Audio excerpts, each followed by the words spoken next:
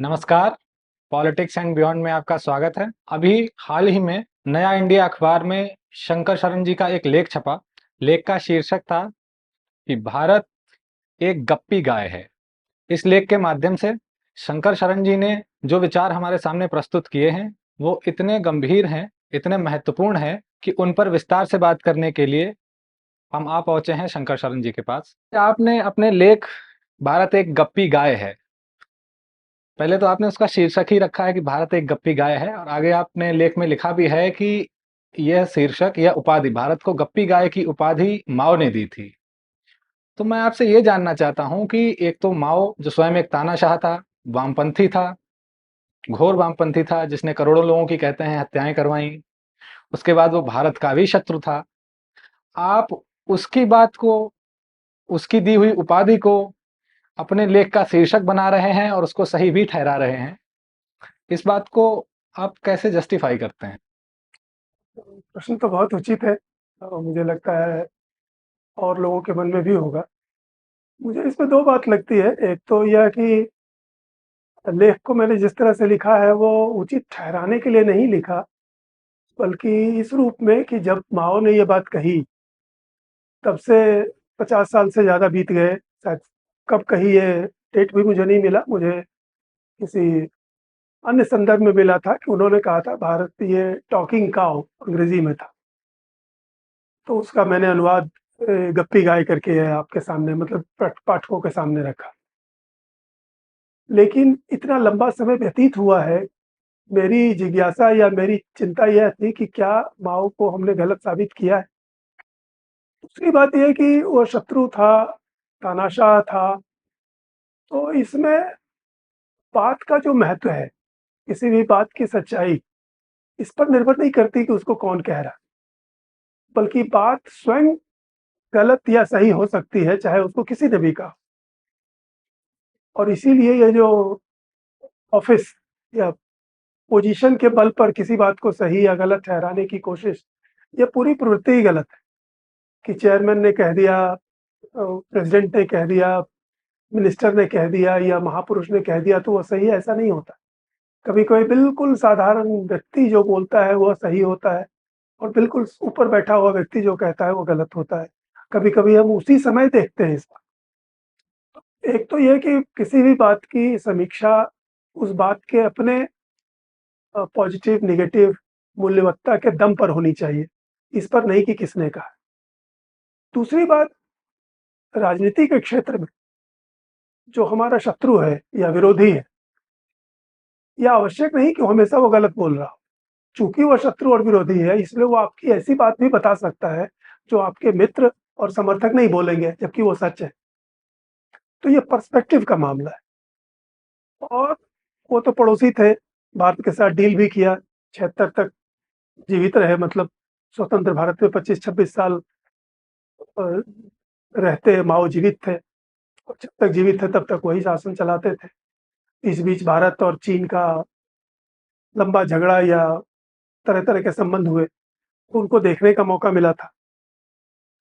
तो वो जिस चीज़ और ऐसे भी विदेशी मित्र ही, शत्रु ही नहीं, मित्र भी या तटस्थ अवलोकनकर्ता भी, जर्नलिस्ट भी, चूँकि वो विदेशी है, इसलिए कभी-कभी वो ऐसी चीज़ें आसानी से देख सकता है, जो हम देश में रहते हुए, देशी होते हुए नहीं देख पाते। ये पर्सपेक्टिव की बात है। इसलिए मैं तो यही समझता हूँ कि वो मित्र हो या शत्रु, अ, अपने पार्टी का समर्थक हो या विरोधी, किसी भी बात की समीक्षा उसके अपने बल पर होनी चाहिए और वही हमारे काम आती है। और इसीलिए हमारे ज्ञानियों ने कहा है निंदक नियरे राखिए। तो क्या मतलब हुआ इसका? मतलब यही है कि निंदक आपको ऐसी बात बताएगा, ऐसी बातें कहेगा जिससे आप अपने आप को सुधार सकते हैं, आप उससे लाभ उठा सकते हैं। दिन रात की चापलूसी और ठकुर सुहाती से कभी ना देश का फ़ायदा होता है, ना किसी व्यक्ति का फ़ायदा होता है। तो मैंने तो उसको इसलिए स्मरण किया, क्योंकि जब मैंने पढ़ा था तभी से ये मुहावरा दिमाग में था। मुझे लगता है बीसियों साल पहले मैंने पढ़ा होगा। लेकिन आज मैं उस पर आज उसको मैंने अपने लेख का शीर्षक बनाया। वो इसलिए कि ये देखना चाहिए कि हमने क्या उस शीर्षक को गलत साबित किया है लेख लिखने के पीछे मेरा मतलब ये था। भारत को गप्पी गाय कहना, माओ का उदाहरण कोट करना, अब इसमें बहुत से लोग यह भी कहेंगे कि देखो, अब शंकर शरण जी वामपंथ का प्रोपेगेंडा यूज कर रहे हैं भारतीय राजतंत्र पर या भारतीय नेताओं पर कटाक्ष करने के लिए। ये जो गप्पी गाय का एक उदाहरण है, मतलब आपका जो कहना है कि एक निंदक हो, भले ही वो मित्र हो या शत्रु हो, उसकी बात को हमको परखना चाहिए, ना कि उसके व्यक्तित्व पर हमको देखना चाहिए।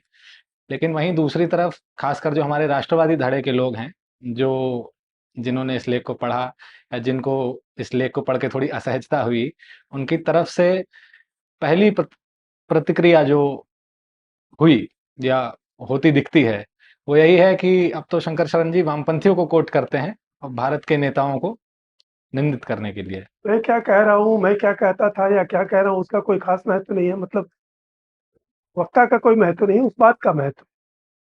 और अगर मुझे ही आप लेते हैं तो मैंने पहले जो लिखा है या अभी जो लिखा है, अगर उसमें कोई विसंगति है तो पहले तो उस पर ध्यान देना चाहिए। दूसरा, अगर विसंगति भी है तो अगर यह नई चीज़ें सामने आती हैं, नया तथ्य सामने आता है, तो उस पर तो ध्यान देते हुए अपने आप को सुधारना भी चाहिए। और ऐसा भी नहीं है कि जो इस दृष्टि से देखते हैं कि ये वामपंथियों का प्रचार नहीं है। पूरे लेख में मैंने जिन बातों को लिया है वही यही कि गप्पी का क्या मतलब है और गाय का क्या मतलब है। गप्पी का मतलब है आप सिर्फ बातें कर रहे हैं, काम से आपका लेना देना नहीं। और गाय का मतलब है कि आपका कोई महत्व नहीं है, आपसे कोई डरता नहीं है। आप पॉलिटिक्स में हैं लेकिन आप बिल्कुल अहिंसक हैं, जिसकी जिसकी किसी को परवाह नहीं है, कोई भी उसकी उपेक्षा कर सकता है। तो इस दृष्टि से अंतर्राष्ट्रीय और देश के अंदर भी जो हमारे समाज के शत्रु हैं, धर्म के शत्रु हैं, यहाँ तक कि भले लोगों के शत्रु हैं, उनकी क्या स्थिति? क्या वे हमारे नेताओं से या शासकों से या प्रशासन से वो डरते हैं, या उसको फॉर ग्रांटेड लेके चलते हैं कि उनको हम मैनेज कर लेंगे और हमको जो करना है करेंगे? अगर ये स्थिति है, अगर नहीं है तब तो बात गलत हो गई। लेकिन अगर ये है, तब तो जो माओ ने कहा था वो ठीक ही है। इसलिए इसका महत्व नहीं है कि मैं या फलाना या ढिकाना कोई क्या कह रहा है। क्या बात कही जा रही है उसको परखना चाहिए, क्योंकि बोलने वाले लोग तो आने-जाने वाले हैं। माओ भी चले गए, गांधी भी चले गए और कितने लेखक, पत्रकार, संपादक हैं, चले जाएँगे। लेकिन अगर उन बातों में कोई दम है, सीखना चाहिए, उससे लाभ उठाना चाहिए, ये मेरा मकसद है। आपने गप्पी गाय की जो बात कही अपने लेख में, उसके पक्ष में आपने एक कोट प्रस्तुत किया किसी विद्वान का, जो वो कोट मैं अपने दर्शकों को पढ़ के सुनाना चाहता हूँ कि स्वतंत्र भारत में एकदम शुरू से कुछ भी प्रामाणिक, गंभीर या निस्वार्थ नहीं रहा है। तो यह बात किस विद्वान ने कही, और जिन्होंने यह बात कही उसका संदर्भ और इसकी एक ब्रॉडर सेंस में इसका क्या अर्थ होता है, या क्या आप समझते हैं, या क्या आप हमको समझाना चाहते हैं, उस पर थोड़ा प्रकाश डालिए। ये ये उनका है, नीरज चंद्र चौधरी। ये उनकी आखिरी किताब में है। ये आखिरी किताब इस रूप में भी अनोखी है कि वह जब वो लिख रहे थे तो उस समय उनकी आयु 99 वर्ष की थी।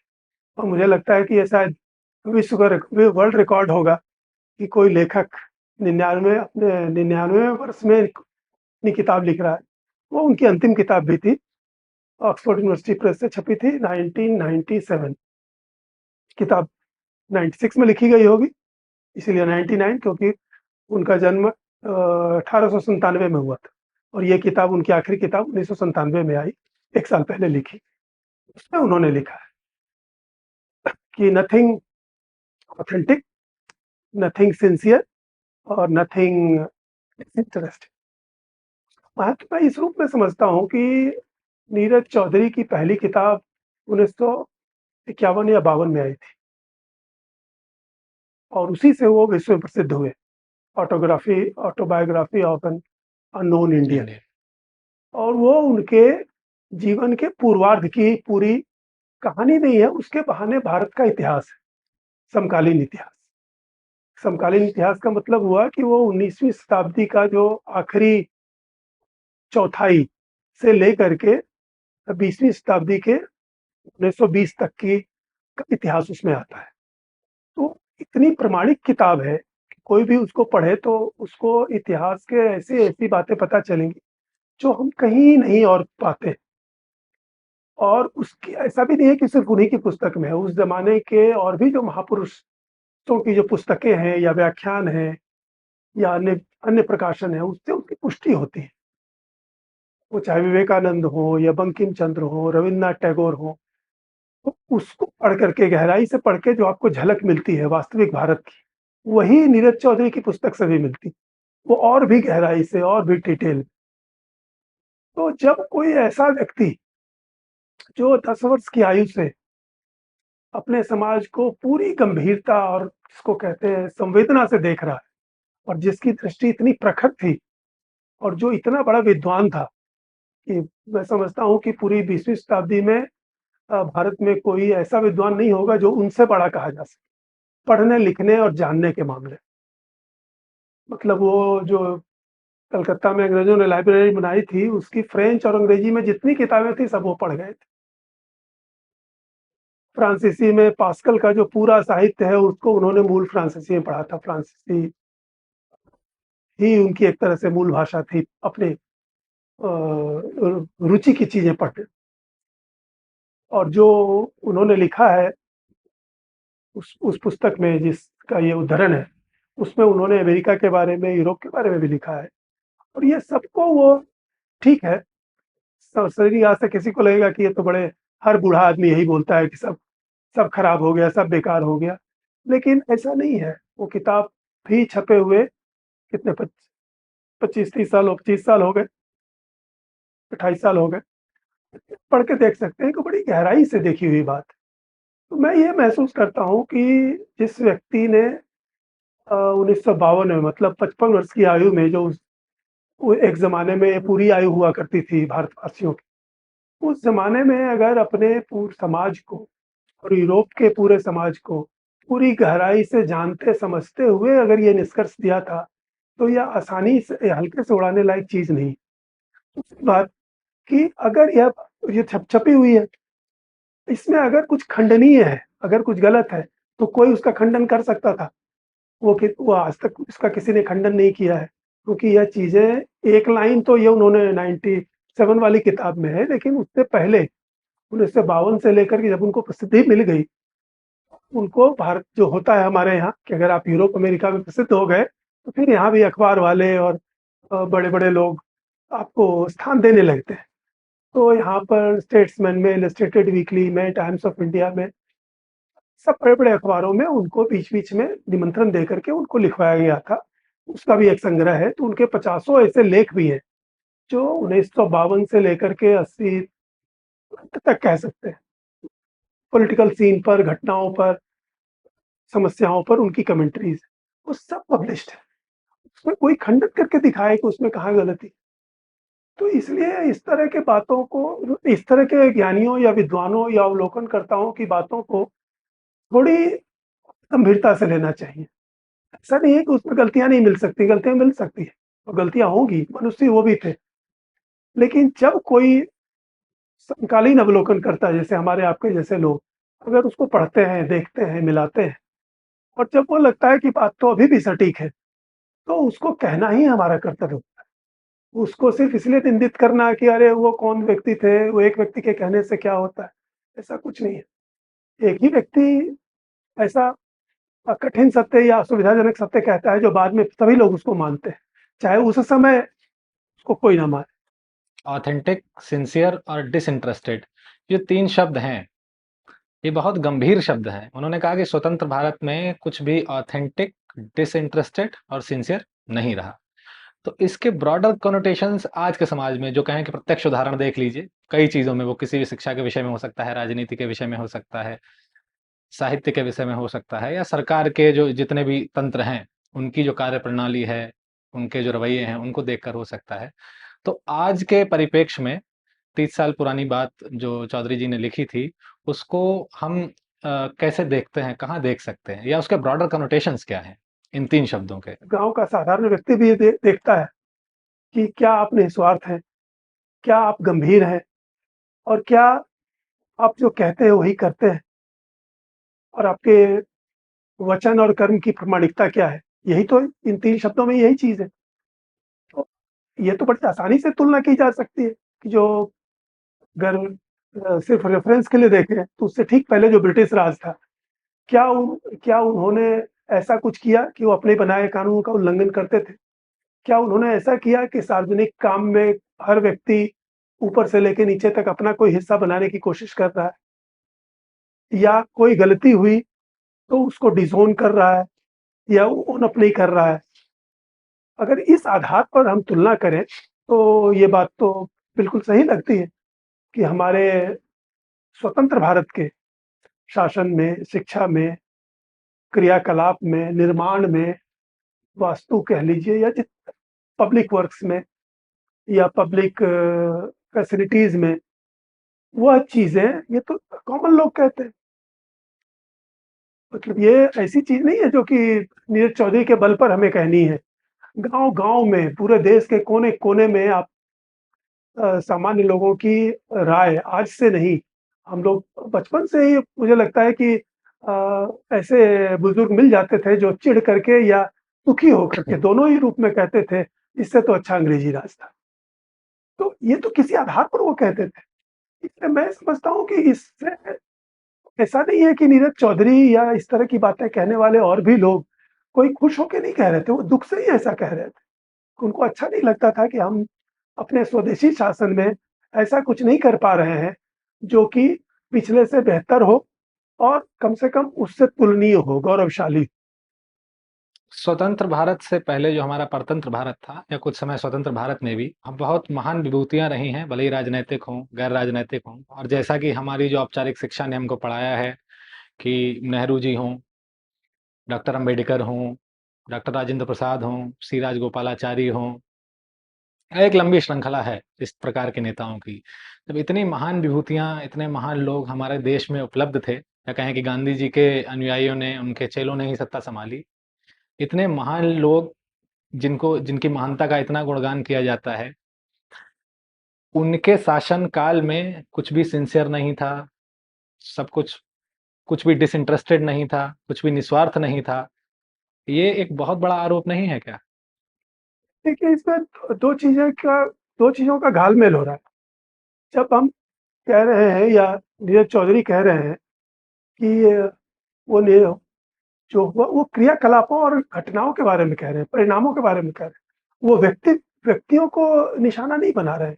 वो व्यक्तियों को नहीं कह रहे हैं कि वो लोभी थे या वो स्वार्थी थे या वो बड़े हल्के लोग थे, बल्कि ठीक इसी का संदर्भ हो तो मैं आपको उनका वो ओरिजिनल ही पढ़ के दिखाता हूँ। ठीक जी। वहीं पर जहाँ पर उन्होंने ये कहा है, उसी के नीचे, उसी के साथ वो कह रहे हैं। अंग्रेजी में है, मैं समझता हूँ अधिकांश लोग समझ जाएँगे, नहीं तो हम लोग हम्म। इसको स्पष्ट करेंगे। ये नीरज चौधरी के शब्द हैं, उनकी आखिरी किताब से। किताब का नाम है three horseman of the new apocalypse. ये ऑक्सफोर्ड यूनिवर्सिटी प्रेस से छपी थी 1997 में। सभी पुस्तकालय में मिल जाएगी। उसके पेज 113 पर है। The most striking aspect of government in India after the gift of independence by the British people was its total falsity. Nothing was authentic, nothing sincere, nothing disinterested in it. Instead of showing fear of this gift from white men, all Indians exulted over it. Those who took over the business of governing India, जो आपने बात उठाई, proved the truth of the saying, patriotism is the last refuge of a scoundrel. उसके बाद जो बात कहते हैं, मैं उस पर आपका और सुनने वालों का ध्यान आकर्षित करना चाहता हूँ। Yet, the man who on the day of independence became virtually the dictator of India was not himself a scoundrel or even a counterfeit. He was wholly genuine. ये नेहरू के बारे में कह रहे हैं. He was wholly genuine as an Englishman of radical views, but he was not endowed with practical political capacity. As soon as with independence he abandoned his former role of demagogue, he became an ineffable ideologue, flapping his wings against the bars of the cage in which he was put by the bureaucracy. The political program which he himself wished to put into effect was to make India a Soviet Union in technology and a parliamentary democracy in governance. He alone did not realize that he was really a dictator without the will to exercise his dictatorial power. ये जो इसका भाव है, मैं उस पर ध्यान दिलाना चाहता हूँ। इसका हमारे उन नेताओं की पर्सनैलिटी से कोई लेना देना नहीं है। ये जो कमेंट है कि नथिंग वाज डिसइंटरेस्टेड, सिंसियर और ऑथेंटिक, इसका उनके व्यक्तित्व से कोई लेना देना नहीं है। वो स्वयं नेहरू के बारे में कह रहे हैं कि he was a genuine person, लेकिन उनमें पॉलिटिकल कैपेसिटी नहीं थी। यही पूरे हमारे नेतृत्व के बारे में है। उनमें, और आपने गांधी जी का नाम नहीं लिया, लेकिन कायदे से उनका भी नाम आना चाहिए, क्योंकि सत्ता जब ग्रहण की थी वो थे और सारे के सारे लोग उनके नियंत्रण में थे, उनके कहने से चलते थे। बहुत से काम उनके कहने से किए गए थे जब तक वो थे, इसलिए सत्ता में वो भी भागीदार थे। और ये तो हम बाद में भी देख चुके हैं कि बहुत से लोग जो सीधे पद ग्रहण नहीं करते हैं, वास्तव में पूरे शासन और बाकी सत्ताधारी नेता उनके कहने से चलते हैं, इसलिए उसमें गांधी जी भी आते हैं। नीरज चौधरी जो कह रहे हैं, उनका यह कहना है कि अंग्रेजों ने जो शासन प्रणाली बनाई और जो शासन का जो सार था खत्म हो गया, उसमें हल्कापन आ गया, उसमें अगंभीरता आ गई, उसमें स्वार्थ घुस गया और उसमें सब कुछ डिरेल होने लगा। और इसीलिए वो कहते हैं कि ये नेहरू जी डिक्टेटर तो थे, डिक्टेटर होने की उनके पास इच्छा शक्ति नहीं थी और कोई प्रोग्राम नहीं था कि किसको उनको लागू करना है। तो ये बड़ी गंभीर बातें हैं, इसको पर्सनैलिटी से हमेशा जोड़ के नहीं देखना चाहिए, परिणाम से देखना चाहिए। तो नेहरू जी की बात हो या भारत के नेताओं की बात हो, यह कहना है कि उनमें वो कैपेसिटी ही नहीं थी। भारत के नेताओं में, भारत के लीडर्स में वो कैपेसिटी ही नहीं है कि वो देश को चला सकें या उस तरीके से चला सकें जिस तरीके से चला जाना चाहिए। ये कुछ इतना गंभीर है जिसको सिर्फ शब्द मात्र से जिसकी गंभीरता का अनुभव नहीं कर सकते हैं। मतलब हम 77 साल से देश चला रहे हैं, लेकिन हमारे नेता कहें कि लीडरशिप करने के योग्य ही नहीं है, इनकेपेबल हैं। इससे बड़ा अपमान या कहें इससे बड़ी असफलता, अपमान तो छोड़ दीजिए, इससे बड़ी असफलता एक देश होने के नाते, एक समाज होने के नाते हमारी हो क्या सकती है? मतलब इसका दोष आप समाज को देंगे, शिक्षा को देंगे, या इस राजतंत्र या लोकतंत्र कहें, या फिर इस जो पॉलिटिकल एक तंत्र है इसको देंगे कि इसके कारण कभी ऐसे अच्छे लोग लीडरशिप में आ नहीं पाते हैं, या हमारे समाज के पास कैपेबल लोग नहीं है जो लीडरशिप कर सकें। ये तो बहुत गंभीर बात है, इससे गंभीर क्या हो सकता है? यही तो इस लेख का, या जिनको हमने उद्धृत किया उनकी भी यही चिंता थी कि हमने अंग्रेजों से उपहार लेकर, वो कहते हैं कि अंग्रेजों ने उपहार दिया था और हम कहते हैं कि नहीं, हमने लड़के लिया था, जैसे भी लिया था, जो भी हो।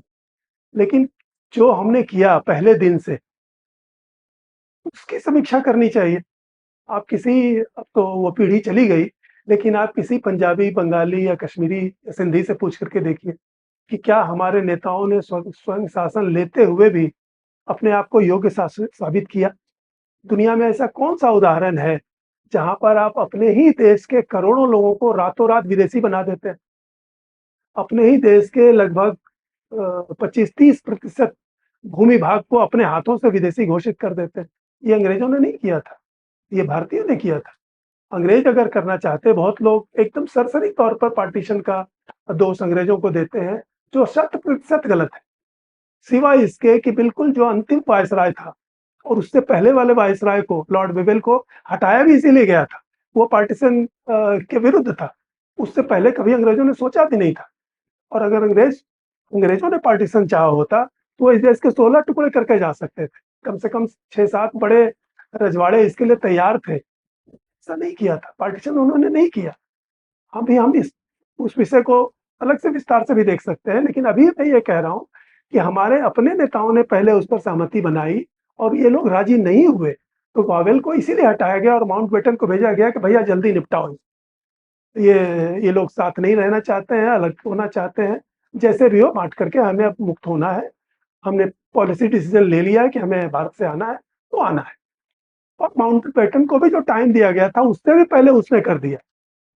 वो मेरे ख्याल से ब्रिटिश पार्लियामेंट में बाकायदा डेट या ईयर की घोषणा थी कि उस समय तक हम चले आएंगे। माउंटबेटन ने और जल्दी में करके चले, वो अपना काम करके वो चले गए वापस। लेकिन वो उन्होंने भारतीय नेताओं की सहमति से किया, बल्कि पहले भारतीय नेताओं ने ये विभाजन प्रस्ताव आपस में स्वीकार किया। नेहरू, पटेल, जिन्ना, गांधी, जब ये चारों सहमत हो गए तो जाकर के वर्किंग कमेटी में रखा और उसको पास करवाया। वर्किंग कमेटी फिर कांग्रेस वर्किंग कमेटी फिर भी उसको रिजेक्ट कर सकती थी, तो नेहरू जी गांधी को ले गए क्योंकि उसके मेंबर नहीं थे। कहने का मतलब यह, मैं उदाहरण देना चाहता हूं कि दुनिया में ऐसा कौन सा उदाहरण है आधुनिक विश्व में या प्राचीन विश्व में जिसमें अपने ही देश के नेता ने अपने हाथों से करोड़ों लोगों को पहले विदेशी पर घोषित कर दिया और करीब करीब 20-25% क्षेत्रफल को विदेश घोषित कर दिया और उसका इंतजाम भी नहीं किया। ये तो एक ही उदाहरण काफी है यह दिखाने के लिए कि हमारे नेता शासन संभालने के लिए कितने उसको क्या कहा जाए समर्थ थे। और ये हम नहीं कह रहे, सिर्फ हम ही नहीं कह रहे, पहले भी ऐसा कहा जा चुका है। बहुत से हमारे ऐसे मनीषी थे जिसमें कम से कम एक नाम मुझे याद आता है, दादा भाई नौरोजी। उन्होंने कहा था, और बंकिम चंद्र का भी है, आनंद मठ भी आप देखिए अंतिम हिस्सा, उसमें उन्होंने कहा था कि जब तक अंग्रेज हैं तब तक भारत एक सुरक्षित और सुव्यवस्थित स्थिति में है। हमारा कर्तव्य यह है कि हम सारी चीजों को सीख लें इनके रहते, और उसमें स्वाभाविक है कि ये प्रशासन भी आता है। लेकिन मुझे लगता है कि इस पर हम लोगों ने ध्यान नहीं दिया, और जब से यह राष्ट्रवादी आंदोलन शुरू हुआ उसने अपनी पूरी शक्ति इसमें लगाई कि अंग्रेजों को किसी तरह पहले यहाँ से हटा देना है। और गांधी जी एक आध बार, वो जब सेकेंड वर्ल्ड वॉर वाला टाइम था, तो एक आध बार उन्होंने चिढ़ के ये जवाब भी दिया था कि हम देख लेंगे, आप यहाँ से जाइए। क्या उन्होंने देखा? अगर एक ही घटना को देखें, पार्टीशन ऑफ इंडिया और लोगों के साथ व्यवहार, इसीलिए मैंने कहा कि आप पंजाब, बंगाल, सिंध, कश्मीर, कम से कम इसमें 3 ऐसे प्रांत थे जो सबसे समृद्ध, सबसे विकसित थे। उसके लोगों का, उस भूभाग का हमने क्या किया? तो एक उदाहरण है, लेकिन उसके बाद भी जो हमने व्यवस्था बनाई, जैसी, चाहे वो राजनीतिक हो या शैक्षिक हो, उसमें ऐसी कौन-सी चीज़ है जिसको कि हम गौरव के साथ कह सकते हैं कि हमने ये बेहतर बनाया? मुझे कम से कम राजनीति शास्त्र और इतिहास के विद्यार्थी के नाते ऐसी चीज़ दिखती नहीं है, और अगर किसी और ने दिखाने की कोशिश की हो, तो उसकी भी मुझे जानकारी नहीं है। सब जगह वो समरी आ जाता है कि वो अंग्रेज थे और हम देशी हैं। तो देशी होने के कारण हम कुछ भी करते रहें, इसका आपको समर्थन करना चाहिए या इस पर खुश होना चाहिए। मुझे लगता है कि एक समालोचक या इतिहासकार या राजनीतिक विश्लेषक को इससे मुक्त रहना चाहिए। हमें अगर विश्लेषण करना है, तो वो वही, जैसा मैंने पहले शुरू में कहा, कि वो शत्रु है या विरोधी है, अगर उसकी कोई चीज़ बेहतर है तो बेहतर रहेगी। अगर हमारा किया हुआ काम बेहतर नहीं है, तो वो कमतर ही रहेगा। मैं तो इसको इस रूप में देखता हूँ, इसको इमोशनल और रेटोरिकल नहीं बनाना चाहिए, ऐसा मेरा विचार। आपने नेहरू जी की बात की, स्वतंत्रता आंदोलन के नेताओं की बात की, गांधी जी की बात की, बड़े डिसीजंस की बात की, नींव रखने की बात की। जब देश स्वतंत्र हुआ तो नई परंपराएं पड़ी, लोकतंत्र भारत में पहली बार आया था, हमको उतना अनुभव नहीं था। अब जैसा भी हुआ, तो आज के राष्ट्रवादी कहेंगे कि उस समय तो भाई कांग्रेस थी, नेहरू जी थे, तो उन्होंने ऐसा किया और वो तो थे ही गलत, इसीलिए देश का जनाधार बदला, आज देश हमको लेकर आया है कि हमारे नेता बहुत प्रैक्टिकल हैं, उनकी स्वीकार्यता पूरे विश्व में है और उन्होंने कुछ ऐसे अभूतपूर्व निर्णय किए हैं जो कोई और नहीं कर सकता। तो आज के विषय में या आज के नेतृत्व, वर्तमान राष्ट्रवादियों के नेतृत्व में भी आपको कुछ सिंसियर नहीं दिखता है, कुछ ऑथेंटिक नहीं दिखता है, कुछ डिसइंटरेस्टेड नहीं दिखता है? ये तो ऐसी चीज़ है जिसका जिसका कोई भी मूल्यांकन कर सकता है, और इसको मैं फिर कहूँगा कि इसको पार्टियों पर नहीं लाना चाहिए। वो जो हम माओ की बात भी है या नीरज चौधरी की बात भी है, या कोई भी अवलोकनकर्ता कोई विश्लेषण देता है, तो हमेशा पार्टी उसमें नहीं आती है। ये कहना एक तरह से मामले को हल्का कर देना हुआ या गिराना हुआ कि इस पार्टी ने वो किया, इस पार्टी ने ये किया। मैं समझता हूँ कि ये पार्टी बंदी वो भी उसी की रूप का रूप है। वो अंग्रेज और हम भारतीय, मैंने अंग्रेजों ने जो भी किया वो गलत, और हम भारतीय जो भी कर रहे हैं वो अच्छा। तो यही चीज पार्टी बंदी में आ जाती है कि एक्स पार्टी ने किया वो गलत, वाई पार्टी जो भी करे वो सही। तो इसको जस्टिफाई करने के लिए आप बहुत तरह की दलील दे सकते हैं, उसको निंदित करने के लिए बहुत सारी दलील दे सकते हैं। इससे समाज का हित नहीं होता है, इससे पार्टियों का हित होता है, अहित होता है। वो चुनाव लड़ते हैं, कोई जीतता है, कोई हारता है। लेकिन हमारी चिंता सामाजिक हित होना चाहिए, हमारी चिंता देश का हित होना चाहिए। सारी आलोचना या सारी समीक्षा उस दृष्टि से की जानी चाहिए। तो एक अर्थ में तो मुझे नहीं लगता कि स्वतंत्र भारत के बाद कोई भी फंडामेंटल ब्रेक हुआ है, कोई नहीं मानता। संविधान को ही लीजिए तो आज संविधान को पहले से कुछ ज़्यादा ही महत्व दिया जा रहा है, बावजूद इसके कि उसमें 100 से अधिक संशोधन हो चुके हैं। तो 100, और मैं तो यहाँ तक कहूँगा कि बहुत से ऐसे संशोधन हो चुके हैं जो फंडामेंटल है। वो बिल्कुल अंबेडकर और नेहरू और पटेल उस सपने में भी नहीं सोच सकते थे कि इसका ये अर्थ किया जाएगा। वो हो चुका है संविधान के साथ, संशोधन करके भी और व्यवहार में तो और भी ज़्यादा। इस स्थिति में तो मैं महसूस करता हूँ कि और भी अनऑथेंटिक, और भी नॉन सिंसियर, भी स्वार्थपूर्ण हो गया है। अब तो पार्टी हित के लिए, एक-एक व्यक्ति के हित के लिए बहुत सी चीज़ों का अर्थ बदला जा रहा है। ये तो हमारे जो संविधान निर्माता थे, उन्होंने भी ऐसा नहीं सोचा था। एक उसका छोटा-सा उदाहरण ले लीजिए कि ये राजनीतिक दल शब्द ही नहीं है हमारे संविधान में, नहीं था। लेकिन पूरी जो पॉलिटिकल प्रोसेस इमीडिएटली शुरू हो गई, उसमें पॉलिटिकल पार्टी और पॉलिटिकल पार्टी का लीडर सर्वोपरि हो गया। यहाँ तक कि संसद भी उसके नीचे, ऐसा लगता है कि संसद भी उससे कमतर है, जो पॉलिटिकल पार्टी है उससे ऊपर है। पॉलिटिकल पार्टी जैसे चाहती है वैसे संसद को इधर से उधर कर सकती है, और ये शुरू से चल रहा है। और इस पे मैं समझता हूँ कि पार्टियों का भेद करके समीक्षा नहीं करनी चाहिए, क्योंकि सभी पार्टियां हमारी हैं, हमारे आपके जैसे लोग इन पार्टियों में हैं। एक तरह से विश्लेषण की दृष्टि से या हित हित की दृष्टि से हमें सभी पार्टियों को अपना मान के चलना चाहिए, नहीं तो सभी पार्टियों की एक जैसी समीक्षा करनी चाहिए। आपने ब्रिटिश शासन को भारतीय शासन, जो कि हमारा देसी शासन है, उससे नीति के मामले में, निर्माण के मामले में, प्रशासन के मामले में बेहतर बताया। तो यह तो एक प्रकार से सीधे-सीधे अंग्रेजों की तारीफ करना हुआ या अंग्रेजी राज्य को अच्छा मानना हुआ। आप ये मानते हैं क्या कि भारत में अंग्रेजी राज्य बेहतर था देसी राज्य से? इतनी बड़ी बात कहना तो साधारण व्यक्ति के बस का नहीं है। लेकिन एक चीज तो आप खुद देख सकते हैं, एक उदाहरण मैंने अभी दिया कि पंजाब, बंगाल सबसे उन्नत हर तरह से था, और अब तो उस पीढ़ी के लोग नहीं हैं। लेकिन अगर वह पीढ़ी जिसने विभाजन को देखा था, उस पीढ़ी के जो सबसे वरिष्ठ, सबसे प्रखर, सबसे अग्रणी लोग अगर मिल जाएं, या उनके संस्मरण उपलब्ध हैं बहुत लोगों के, दर्जन दो दर्जन तो अभी भी मिल जाएंगे खोजने पर। आप उसको पढ़ करके देखिए। वो एक एक चीज इसकी गवाही देती है कि उनके लिए ब्रिटिश राज अच्छा था। उनका जीवन सुरक्षित था, उनका परिवार सुरक्षित था, उनकी संपत्ति सुरक्षित थी, उनका धर्म सुरक्षित था। तो यह तो उसी समय एक ही झटके में हो गया, जो कि हमने किया, अपने हाथों से किया, और इस हद तक किया कि हमने इसकी परवाह नहीं की कि उनका क्या होता है। और यहाँ भी एक चीज नोट कीजिए, मैंने किसी खंड में पढ़ा था कि जो कलकत्ता में ब्रिटिश आर्मी का, मतलब ब्रिटिश इंडियन आर्मी का जो चीफ था, उसने इसकी चिंता की थी कि आप पूरा लॉजिस्टिकल अरेंजमेंट पहले कर लीजिए, फिर अनाउंस कीजिएगा। क्योंकि उसको मालूम था, बीइंग आर्मी चीफ, कि उसकी आर्मी में कितनी बड़ी संख्या में मुस्लिम है और कितनी बड़ी अफरा-तफरी ये हो सकती है। उसने कहा कि पहले इन सारी चीज़ों की व्यवस्था कर लीजिए, उसके बाद पार्टीशन का अनाउंसमेंट कीजिएगा और डेट भी तय कीजिएगा, पहले मत कीजिए। ये उस अंग्रेज सेना अधिकारी की चिंता थी। हमारे लोगों ने इस पर 1 मिनट भी ध्यान नहीं दिया। और मैंने पढ़ा है, ये शायद नरेंद्र कोहली जी की आत्मकथा में है या दीनानाथ मल्होत्रा की आत्मकथा में है।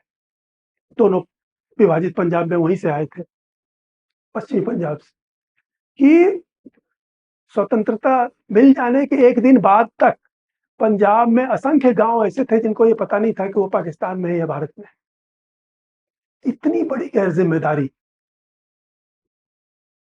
आप इसको, अगर आप इसको प्रमाण नहीं मानते तो आप किस चीज को प्रमाण मानते हैं? सब कुछ तो जनहित है, धर्म के लिए है, समाज के लिए। तो एक उदाहरण है, लेकिन बाकी सभी चीजें कॉन्स्टिट्यूशन बनने से लेकर के पेनल कोड और उसकी प्रक्रिया, ब्यूरोक्रेसी, सुविधाएं और प्रामाणिकता और जिम्मेदारी, इन सब चीजों में जो ब्रिटिश राज में चीजें थी वो बिल्कुल रातों रात बदल गई।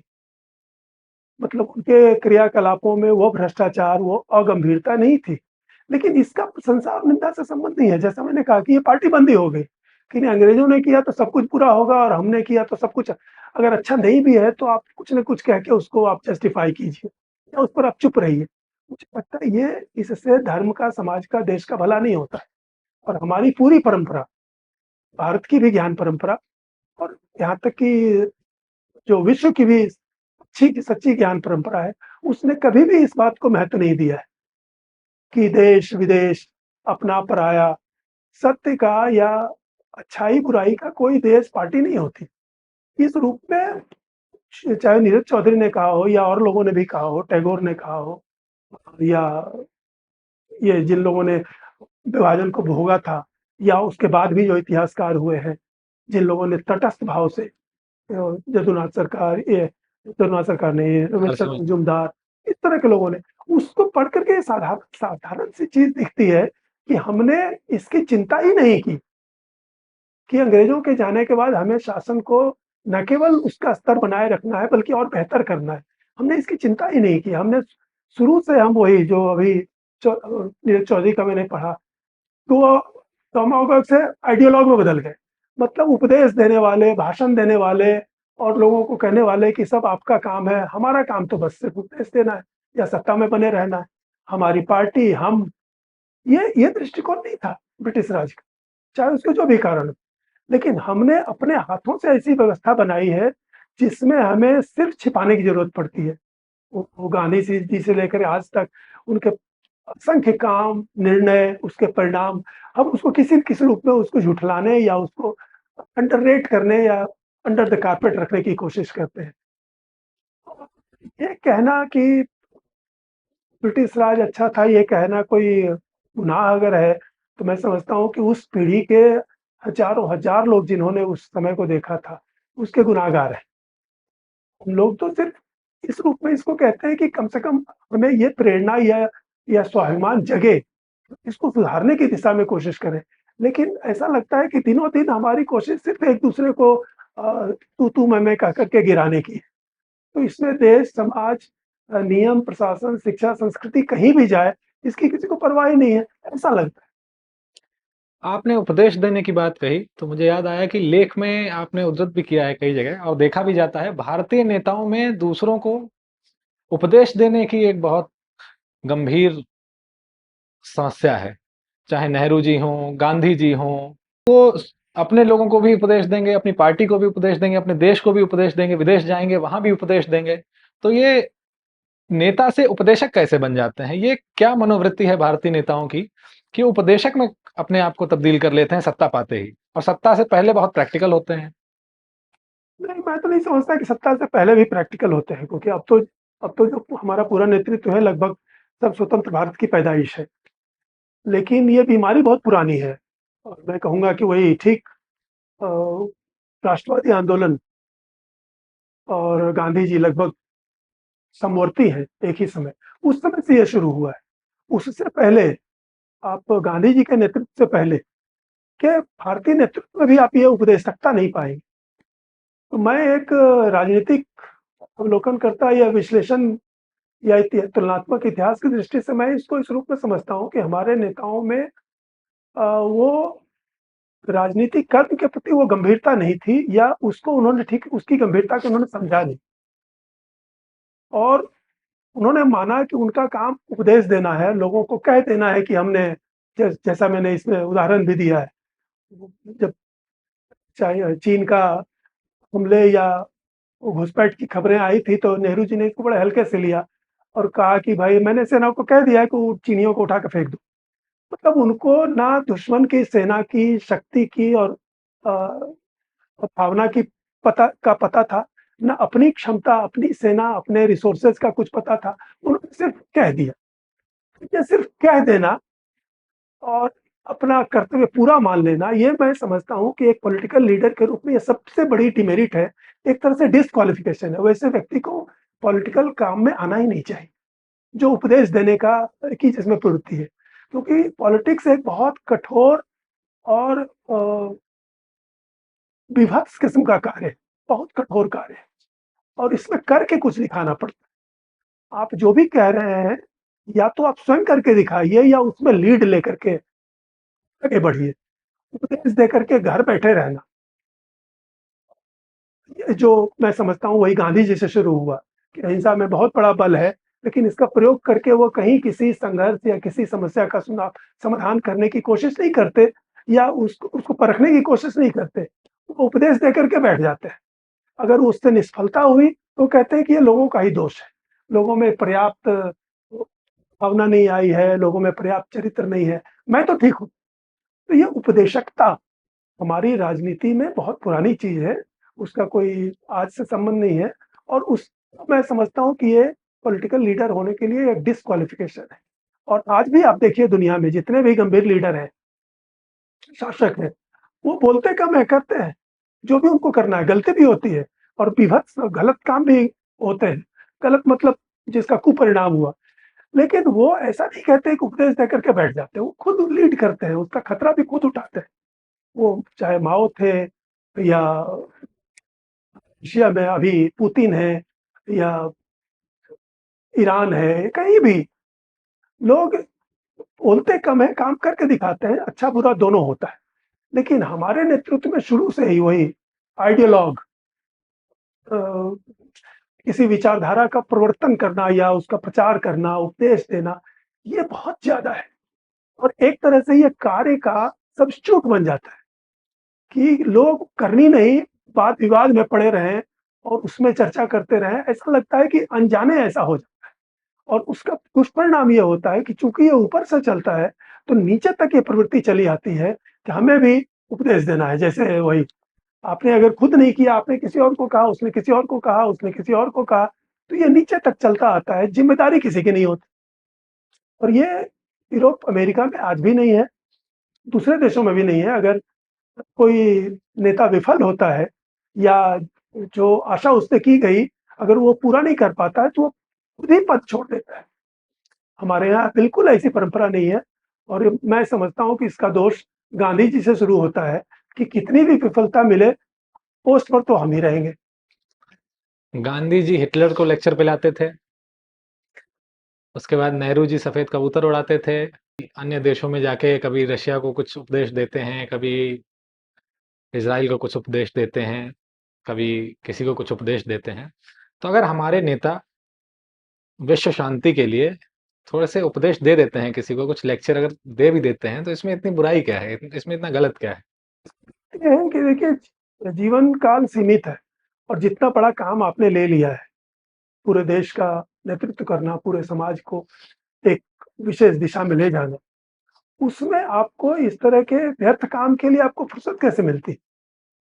मैं इसको इस रूप में समझता हूँ कि आपके पास कोई प्रैक्टिकल और एफिशिएंट और वायबल प्रोग्राम नहीं है। इसका विकल्प हो जाता है कि आप हिटलर को चिट्ठी लिख रहे हैं। आपको ये पता नहीं है कि आपके अपने अपने सहयोगी प्लान कर रहे हैं कि कहीं पूरे के पूरे गांव को उजाड़ देना है या उनका धर्मांतरण करा करके अपने धर्म में बदल के ले आना है। आप उसकी चिंता नहीं कर रहे हैं, उससे बेपरवाह है। यहाँ तक कि जब सामने घट जाए तब भी आप उसके लिए कुछ करने के बजाय आप दूसरों को उपदेश दे रहे हैं। मुझे लगता है कि ये इस रूप में ये बुरा है कि ये उनका काम नहीं है। ये उपदेशक का काम है, संत का काम है, शिक्षक का काम है। एक पॉलिटिशियन का, एक्टिव पॉलिटिशियन का काम सीधे-सीधे, जैसा मैंने कहा कि बहुत कठोर है, उसमें आपको शत्रुओं से निपटना है। शत्रु का मतलब आपका शत्रु नहीं, देश का, समाज का, जिसका आप नेतृत्व कर रहे हैं, उससे निपटना है, उसके लिए उपाय करने हैं और अपने देश, समाज के विकास के लिए, बेहतरी के लिए, कल्याण के लिए आपको कार्य करना है। जो नेता इस पर ध्यान देगा, उसको इस तरह की चीज़ें सूझेंगी भी नहीं। और ये कितनी व्यर्थ की बात है कि कोई किसी को उपदेश दे तो उससे वो सुनेगा, वो भी हिटलर जैसा व्यक्ति, कि अपने घर में, अपनी पार्टी में, अपने सहयोगी आपकी बात नहीं सुनते, कोई नहीं सुनता, परिवार में कोई बच्चा नहीं सुनता। तो ऐसा करना, इसमें कुछ भी समय देना, और फिर जब बड़े लोग ऐसा करते हैं तो इसका प्रचार भी होता है, फिर उससे लोगों का ध्यान भी बढ़ता है, और फिर दूसरे लोग भी वही करेंगे, वो भी उपदेश देना शुरू करेंगे। एक पूरी की पूरी गलत परंपरा, एक गलत दिशा बनती है, इसलिए ये निंदनीय है। पॉलिटिकल पार्टी के लीडरों को उपदेश और शिक्षण का काम इस तरह से नहीं करना चाहिए, कोई भी ऐसा नहीं करता, पहले भी ऐसा नहीं हुआ है। प्राचीन काल से लेके अभी तक गंभीर जो नेता और शासक हुए हैं, वो करके दिखाते हैं, वो बोलते नहीं। स्वतंत्रता के बाद की राजनीति पर तो हमने बात की, और स्वतंत्रता से पहले का एक ऐसा समय है जिसको हम कुछ डॉक्यूमेंट्रीज फिल्म्स मिल जाती हैं तो उसमें देख लेते हैं, कुछ विवरण पढ़ लेते हैं, इतिहास पढ़ लेते हैं, कोई संस्मरण मिल जाता है तो उसको पढ़ लेते हैं। यदि कुछ समय के लिए राजनीति को किनारे रखकर स्वतंत्र भारत में ही आपके अपने अनुभव से साहित्य, शिक्षा, कला, या जो गैर सरकारी संस्थाएं हैं जिनका अपना, या कहें गैर राजनीतिक संस्थाएं हैं जिनका कोई अपना राजनीतिक मोटिव नहीं होता है या नहीं होना चाहिए, उनके क्रियाकलापों में, उसकी उनकी गुणवत्ता में, उनके आउटकम में, उनके आउटपुट में आज से 20 से 30 वर्ष पहले और आज में आप कोई बदलाव देखते हैं? उनका स्तर बढ़ा है या गिरा है? क्योंकि आपका भी एक 30 वर्षों का तो अपना अनुभव शिक्षा, साहित्य, रिसर्च, कला के क्षेत्र में कुछ ना कुछ किसी न किसी माध्यम से है ही। तो आपका व्यक्तिगत अनुभव क्या है भारत में? ये प्रगति और अवनति, उन्नति और अवनति, ये दोनों एक साथ चलते हैं। किसी भी समाज में, यहाँ तक कि पहले का देखा जाए, अभी देखा जाए, इस देश को देखें या दूसरे देश को देखें, कुछ चीज़ों में उन्नति हो रही होती है, उसी समय दूसरी चीज़ों में अवनति भी हो रही होती है।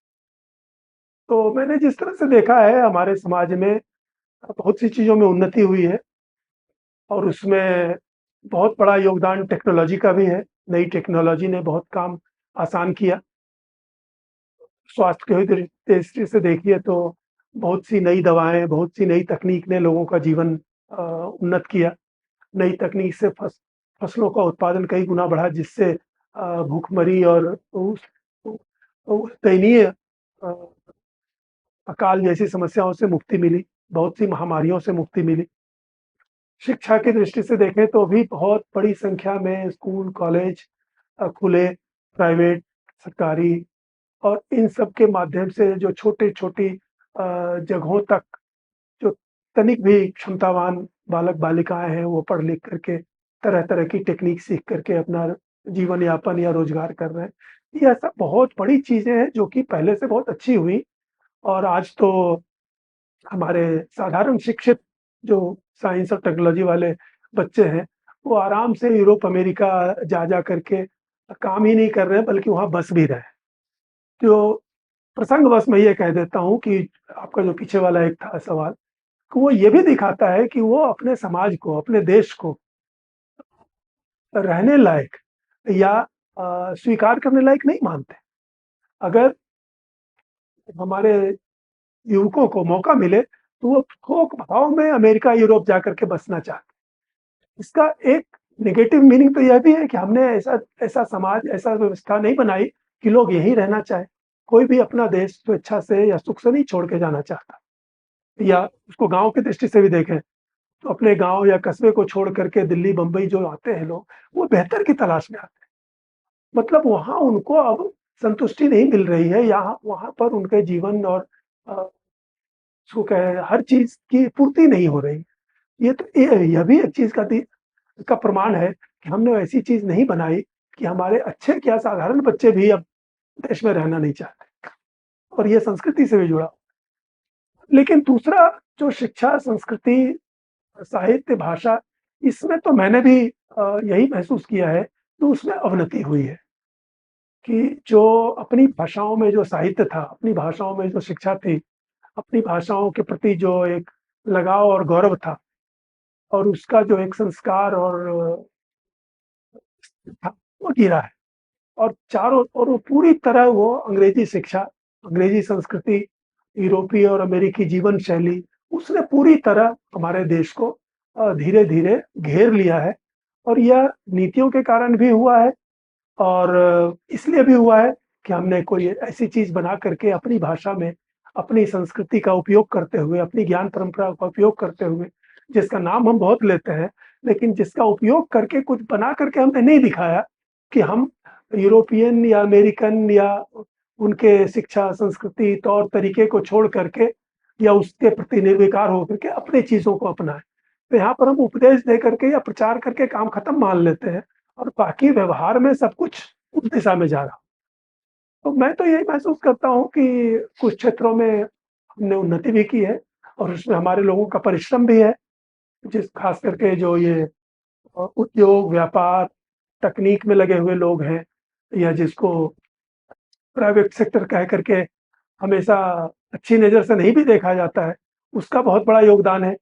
क्योंकि राजकीय सेक्टर में जितने काम हुए हैं, उसमें शुरू से लेकर के अभी तक उसमें ह्रास ही दिखता है क्योंकि बहुत सी चीज़ें जो राजकीय क्षेत्र में शुरू हुई, धीरे-धीरे से राज्य को या सरकार को उससे हाथ खींच लेना पड़ा। जो भी कारण रहा हो, ये दिखाता है कि वो नहीं हो पाया।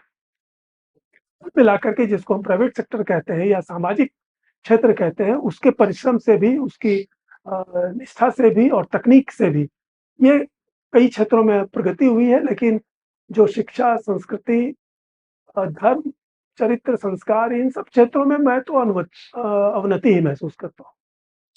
आपने अंग्रेजी शिक्षा की बात की, अंग्रेजी शिक्षा प्रणाली की बात की।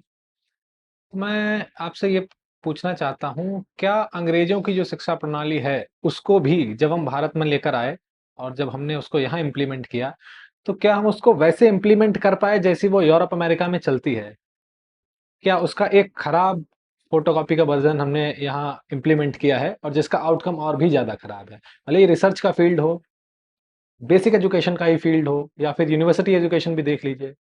हालाँकि आज उनकी भी स्थिति एजुकेशन के मामले में कहें तो बहुत अच्छी नहीं है, लेकिन फिर भी आज भी हमसे तुलना करने पर तो उनकी एजुकेशन, उनकी रिसर्च हमसे ज़्यादा गंभीर है, हमसे ज़्यादा ऑथेंटिक है और हमारा उनके सामने कोई स्थान ही नहीं है। बात तो सही है, हमारा उनके सामने कोई स्थान नहीं और इसको बड़ी सरलता से देखा जा सकता है कि उनके विश्वविद्यालय जो 200 साल पहले भी प्रसिद्ध थे, वो आज भी प्रसिद्ध हैं और हमारे अपने विश्वविद्यालय जो ब्रिटिश काल में प्रसिद्ध थे और जिनसे बड़े-बड़े विद्वान निकले और एक पूरी की पूरी पीढ़ी संस्कारित पीढ़ी निकली, जिससे कवि, दार्शनिक, चिंतक, साइंटिस्ट सब तरह के लोग निकले। उन सब यूनिवर्सिटीज़ की भी स्थिति एक पीढ़ी के अंदर खत्म हो गई। यहाँ तक कि जो नए विश्वविद्यालय स्वयं हमने बनाए, जिनकी बड़ी प्रतिष्ठा भी हुई, वो भी एक पीढ़ी भी अपनी उस क्षमता को या उस प्रतिष्ठा को बना कर के नहीं रख पाए। बावजूद इसके कि कोई पैसे की कमी नहीं है, बजट पहले से बढ़ा है, संख्या भी बहुत पहले से बढ़ी है। तो मैं समझता हूँ कि आपके प्रश्न में एक थोड़ा-सा अंतर्विरोध भी है। हमने कुछ अपनाया और उसको लागू किया ऐसा कुछ नहीं है, जो चल रहा था वही चल रहा है। हमने सिर्फ उसका मैनेजमेंट बदल दिया और वो इमीडिएटली दिखाया कि वो खराब हो गए। कोई भी विश्वविद्यालय हमने भंग नहीं किया।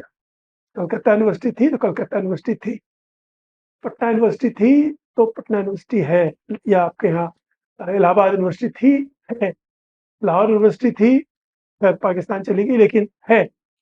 उसमें एक पीढ़ी के अंदर 20 वर्षों के अंदर उसकी पूरी गुणवत्ता गिर गई और जो ब्रिटिश काल के ट्रेंड विद्वान, यहाँ तक कि एडमिनिस्ट्रेटर, मैं तो कहूँगा क्लर्क तक, जो उस ज़माने के थे तब तक तो उसका स्तर कुछ हद तक बचा रहा और जैसे ही वो पीढ़ी रिटायर हुई या खत्म हुई और जब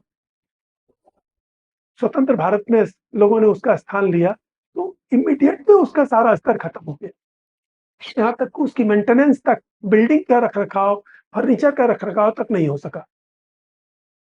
और उसमें ऐसी चीज़ें भी थी जो कि 100-100, 2-2 साल, 100 साल चल सकती थी और अभी भी आप देख सकते हैं, बहुत सी बिल्डिंगें जो ब्रिटिश काल की बनी हुई हैं, आज भी वो खड़ी हैं। रेलवे स्टेशन या अस्पताल या लाइब्रेरी, उनके या पुल उदाहरण लीजिए, अब पुल बनते-बनते गिर जाते हैं और इसका भी नोटिस नहीं लिया जाता कि वो कैसे हुआ, क्यों हुआ? जाँच कमेटी तक अब नहीं बैठती, कोई ध्यान तक नहीं देता। ये इतना हमारे जीवन के साथ सहज हो गया है कि जो बन रहा है वो नहीं बन रहा है। उसमें जो भी लगा, लगा। जो भी उसका ज़िम्मेदार है। तो किसी पर कोई अंतर नहीं पड़ना। ये तो सिस्टम हमने बनाया। तो इसको चरित्र से, संस्कृति से नहीं देखें तो और किस चीज़ से देखें? क्योंकि इसका धन से कोई संबंध नहीं है। धन उ उस ज़माने की तुलना में 50 साल स या 70 साल पहले की तुलना में आज 100-100 गुना लग रहा है और उस गुणवत्ता की चीज़ें नहीं बन रही। और ये यूनिवर्सिटी में भी है और ये पब्लिक वर्क्स में भी है।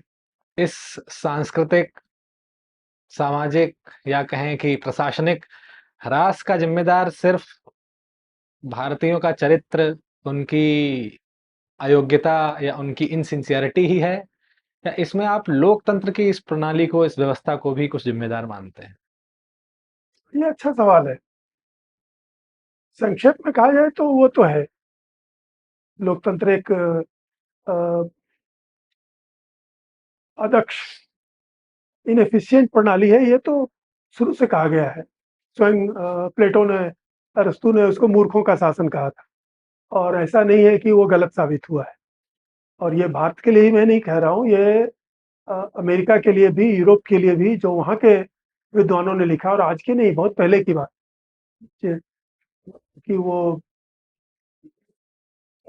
100 साल पहले अमेरिका में जो डेमोक्रेटिक सिस्टम था, ये आज भी है। उसकी भी वही आलोचना होती है कि वो सबसे हीन किस्म के लोग ऊपर आ जाते हैं क्योंकि स्वाभाविक है, आपको लोगों को किसी तरह फुसलाना है, उसका समर्थन लेना है, वोट लेना है। तो चूँकि लोग बिल्कुल ही सस्ती और हल्की चीज़ें समझ पाते हैं या स्वीकार कर पाते हैं, उनकी भावनाओं को, लोभ, द्वेष को भड़काना बड़ा आसान होता है और ये काम वही कर सकता है जो स्वयं उस तरह का कोई व्यक्ति हो। तो ये यूजुअल है, सारे लोकतंत्रों में है कि बहुत हल्के किस्म के लोगों के आगे बढ़ने की संभावना ज़्यादा होती है, स्वार्थी और उस तरह के लोग। लेकिन ये एक पक्ष है। सारी चीज़ों के लिए इसको ज़िम्मेदार सिर्फ़ सिस्टम को ठहराना, एक तरह से अपनी ज़िम्मेदारी से पल्ला झाड़ना हो। क्योंकि उसी सिस्टम के रहते हुए यूरोप, अमेरिका में बहुत सी चीज़ों की गुणवत्ता स्थिर भी है। जैसे मैंने यूनिवर्सिटी का उदाहरण दिया, वही घटिया पॉलिटिशियन अमेरिका में भी हैं, लेकिन जो वहाँ के विश्व प्रसिद्ध विश्वविद्यालय हैं, वो आज भी विश्व प्रसिद्ध हैं। उनकी गुणवत्ता में वो सोशल साइंस और ह्यूमैनिटीज़ के क्या उसको कहते हैं, कंटेंट में जो राजनीतिक रोग लगा हो, लेकिन बाकी उसकी पूरी व्यवस्था आज भी चाक-चौबंद उसी तरह है। उसमें घपला, उसमें हर चीज़ में भ्रष्टाचार, नियुक्ति में गड़बड़ी, यह सब वहाँ अभी भी नहीं है। तो कुछ चीज़ों का चरित्र उन्होंने बना के रखा है क्योंकि उनमें स्वयं वह चरित्र है। हम यहाँ पर हर चीज़ को एक उसको रिड्यूस कर देते हैं पार्टी में या तू-तू, मैं-मैं में। अगर इससे निकल कर के देखें तो हमें इसके समस्या के सही स्वरूप का भी पहले पता चलेगा। इसका पार्टी से लेना-देना नहीं है। ये हमारे पूरे समाज में जो दुर्बलताएँ थी, जिस पर लोगों ने ध्यान दिलाया, उसको ठीक करो, उसको ठीक करो, उसको ठीक करो, तभी हम लोगों ने ध्यान नहीं दिया। मतलब हमारे नेताओं ने ध्यान नहीं दिया, क्योंकि ये उन्हीं को करना है। ये नीचे से चाह के भी शुरू नहीं हो सकता। ये ऊपर से ही शुरू होना है। लेकिन ऊपर से ही चूँकि उपदेश और गैर ज़िम्मेदारी की परंपरा शुरू हुई और दूसरे को नीचा दिखाने, अपने को ऊँचा दिखाने की चिंता पहले हो गई। उसमें ऐसा नहीं कि समाज हित, देश हित नहीं है, वो सेकेंडरी हो जाता है। लेकिन जैसे ही आप इतनी गंभीर चीज़ को सेकेंडरी बनाते हैं, वो पूरी ज़िंदगी वो सेकेंडरी बनी रह जाती है। आपको अपनी स्थिति बचाए रखना, अपनी उसको क्या कहते हैं, अपनी आभा बनाए रखना, ये शुरू से एक हो जाता है। तो इस चीज़ पर लोगों ने ध्यान नहीं दिया। नहीं तो अ, विवेकानंद ने, टैगोर ने, श्री अरविंद ने और भी बंकिम चंद्र ने और मैं समझता हूँ कि स्वतंत्र भारत में भी जो मनीषी थे, उन लोगों ने कहा कि ये करो, ये करो, ये करो, ये ना करो, ये ना करो, ये ना किसी ने उस पर ध्यान नहीं दिया। ये तो साधारण आदमी, किसान, मज़दूर, दुकानदार, विद्यार्थी के हाथ में नहीं है। इसलिए यह जो चरित्र गिरा है, या जो क्वालिटी गिरी है, चाहे वो कंस्ट्रक्शन की हो या शिक्षा की हो या संस्कृति की हो या व्यवहार की हो, ये हमारी अपनी की हुई चीज़ है। और जब तक हम जिसको कहते हैं बाईपार्टीज़ान, पार्टी पॉलिटिक्स से ऊपर उठ करके जब तक हम नहीं देखेंगे, जिसमें हम सबको मिला करके, सबको बिठा करके, हमारे नेता ही हैं या शासक ही हैं, जब तक वो ये नहीं समझेंगे कि ये सभी का मामला है, सिर्फ़ हमारी पार्टी का मामला नहीं है। सबको मिल के बैठना चाहिए और जो सर्वोत्तम सुझाव आ सकते हैं, जो सर्वोत्तम लोग हो सकते हैं, वो विदेशी ही क्यों ना हो या देश के भी किसी भी विचार के क्यों ना हो, किसी भी समुदाय, जाति के क्यों ना हो, अगर योग्य हैं तो उनको आगे रख करके कोई ठोस कार्यक्रम बना करके काम करना चाहिए ताकि इन चीज़ों में सुधार किया जा सके। जब तक ये भाव पैदा नहीं होगा तब तक इसमें परिवर्तन नहीं हो सकता। इसलिए हमेशा इसका दोषी कौन, इस पर ध्यान नहीं देना चाहिए, बल्कि ध्यान देना इस पर चाहिए शायद कि इसको कैसे ठीक किया जाए और उसको ठीक करने की आज की स्थिति में पहली पूर्वापेक्षा ये है कि पार्टी की दृष्टि से देखना बंद करना चाहिए। कम से कम देश, हमारे महापुरुषों, ज्ञानियों ने तो हमेशा कहा है, देश भी नहीं, पूरी मानवता, धर्म। लेकिन चलिए, वो बहुत बड़ी बात अगर लगे, कम से कम देश, समाज का हित ये प्राइमरी हो और पार्टी का हित, हमारा हित, लीडरशिप का हित, इस समुदाय का हित, उस समुदाय का हित, वो सेकेंडरी हो, तब कोई रास्ता खोजा जा सकता है। इसीलिए हमें अपने इस सोचने की प्रणाली पर थोड़ा विचार करना चाहिए।